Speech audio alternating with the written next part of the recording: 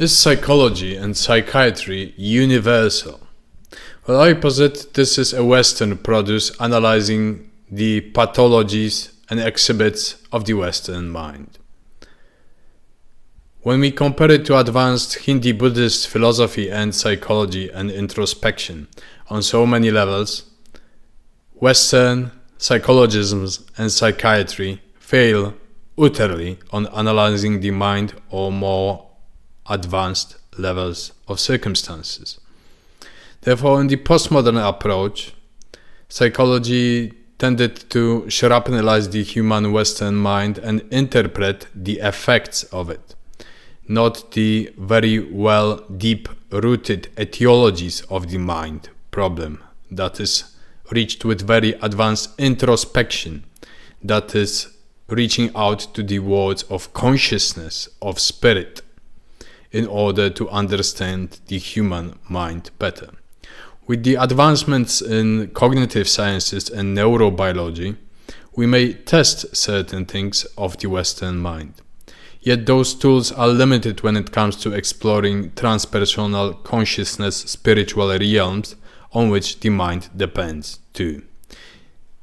When it comes to understanding the expanded great minds of the yogis, of the yogare, of the past, of the Buddhist dharmic magicians and doctors, Western psychology and psychiatry may only interpret it back into what it knows, into its naive reductionism, into its naive realism.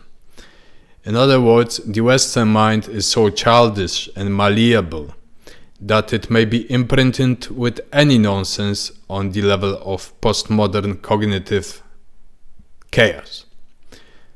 So I once read a book called Arthashastra by one Kautilya Chanakya, and from it I derived that people in the ancient times were very advanced when it comes to knowing of the mind and each other. Nowadays, they are very infantile in the matter, especially in the West, when all sorts of surrogates, explanations, replacements, surrogated their knowing of each other, of the mind, nature, earth, gods, and their own selves and their position in it. So, this is a Buddhist manual of psychological ethics that I browsed some years ago, and now I wanted to reiterate on that. I recommend going back to literature of the Hindi Buddhist zones explaining philosophy of the consciousness and the mind in depth. Now, modern psychologisms and psychiatry is at a loss here, because even with such outreaches as, for example, Jungian depth psychology or transpersonal psychology of growth, it is limited to the Western mind. In other words, it orders through Western-centric frames of reference, and it's at a complete loss with interpreting individuals that are a bit more advanced in this matter. So, an appeal to these who ever transcended the state of the mind, soul, spirit, daimon, jiva, and are interpreted into Western psychologisms and psychiatry, often in chaos, connecting to weird dimensions, weird words, weird consciousness, weird stratification of the metaphysical cosmographies that may go insane because of incompatible natures that attach to them and that are feedbacked with the mind's physiological brains and their cognitive apparatus.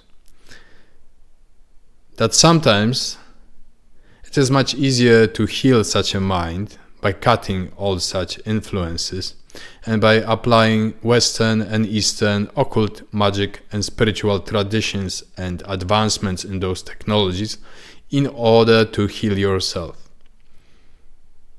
And then no psychiatrist nor psychologist will be capable of understanding why the hell was such an individual healed from a chronic disease.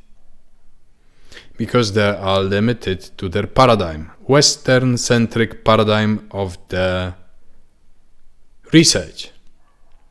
If a psychiatrist or a psychologist would even reach such levels of advancement of ancient dharmic doctors or yogins, they wouldn't understand, they would be at a loss. And we are putting our trust, our commitment to believe in such structures of the Western psychology and psychiatry in order to understand ourselves better, in order to put trust in people that cannot even deal with their own demons, least to say the demons of others. It is not to discredit completely psychology or psychiatry. It is to call it for what it is, Western-centric science of infantile minds.